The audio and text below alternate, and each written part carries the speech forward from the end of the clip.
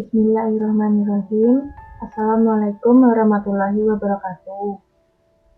Saya Isti Juan Kirana dan teman saya Anisyama Yustifia akan menjelaskan bagaimana strategi keuangan dalam menghadapi pandemi. COVID-19 adalah penyakit menular yang disebabkan oleh coronavirus dan pertama kali ditemukan di daerah Wuhan, Tiongkok pada 2019 bulan Desember. Di Indonesia, COVID-19 ditemukan pada Februari 2020 yang bertepatan pada hari-hari besar di Indonesia. Ketika COVID-19 masuk Indonesia, terjadi kepanikan besar-besaran yang membuat warga Indonesia membeli serta memborong berbagai macam alat kesehatan seperti masker dan sanitizer. Hal itu membuat barang menjadi langka dan mahal. Hal itu disebut juga dengan panic buying. Penyebabnya adalah ketakutan akan harga menjadi naik dan ketakutan kehabisan barang. Di Indonesia terjadi penimbunan barang besar-besaran yang membuat harga barang tersebut menjadi sangat tinggi dan konsumen kesulitan untuk membeli barang tersebut karena terjadinya kelangkaan. Cara mengatasi panic buying adalah dengan yang pertama, jangan panik. Yang kedua, bijak dalam menyaring berita. Yang ketiga, berpikir rasional. Dan yang keempat, membuat dasar belanja, serta yang terakhir adalah tidak serakah. COVID-19 menyebabkan wabah PHK di mana-mana, di antaranya seperti UMKM, terjadi ancaman turunnya permintaan masyarakat. Lalu, ada pariwisata yang menjadi sepi karena menghindari pandemi, serta keuangan yang takutnya tidak mampuan dalam membayar hutang. Yang keempat, masyarakat tidak menggunakan transportasi guna menghindari pandemi. Dan yang kelima, konstruksi terjadinya potensi kenaikan biaya. Serta yang keenam adalah otomotif, berkurangnya permintaan masyarakat. Semenjak adanya COVID-19, ada beberapa orang yang membutuhkan dana darurat. Dana darurat adalah dana yang dialokasikan secara terpisah untuk kebutuhan darurat seperti biaya pengobatan, perbaikan kendaraan, perbaikan rumah, pengeluaran terduga, kehilangan atau berkurangnya sumber pendapatan.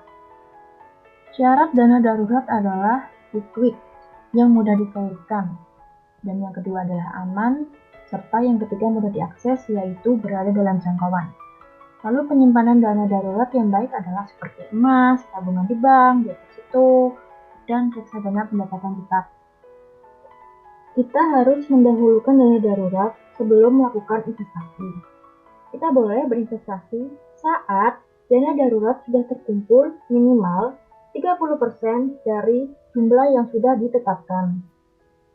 Selama pandemi, kita bisa melakukan investasi seperti surat utang negara, logam mulia, properti, dan reksadana pendapatan tetap syariah. Reksadana pendapatan tetap syariah dikarenakan memberikan nilai investasi yang stabil dalam jangka panjang. Surat hutang negara. Investasi ini dinilai aman dan mempunyai resiko yang kecil. Dapat dimulai dengan modal yang kecil juga dan cocok untuk kaum milenial. Investasi ini dijamin oleh negara, oleh karena itu kecil kemungkinan mengalami kerugian.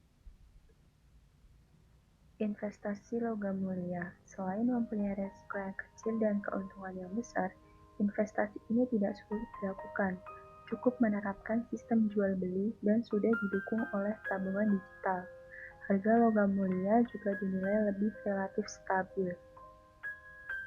Investasi properti kian diminati dengan adanya subsidi dari pemerintah dan dimudahkan dengan pengajuan KPR atau kredit pemilikan rumah. Properti ini merupakan aset jangka panjang dan memiliki harga yang cukup tinggi. Reksadana pendapatan tetap syariah atau disebut dengan obligasi syariah. Jenis ini cocok untuk investasi jangka pendek atau menengah yang di bawah 5 tahun. Tetapi kecil kemungkinan mendapatkan keuntungan tinggi di investasi ini. Lalu, bagaimana dengan ibu rumah tangga dan para pekerja dengan pendapatan yang tidak tetap? Apa yang bisa mereka lakukan dalam menjaga ketahanan keuangannya di masa pandemi seperti ini? Para ibu rumah tangga bisa melakukan pengembangan UMKM atau bisnis mandiri, yang mana saat ini sudah didukung oleh teknologi yang cukup canggih. atau bisa juga dengan mengadakan pelatihan padat karya untuk mendapatkan penghasilan tambahan.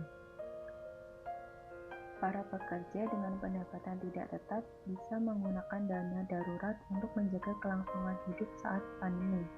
Oleh karena itu, penting juga untuk mempunyai dana darurat yang telah ditetapkan bahkan sebelum berinvestasi.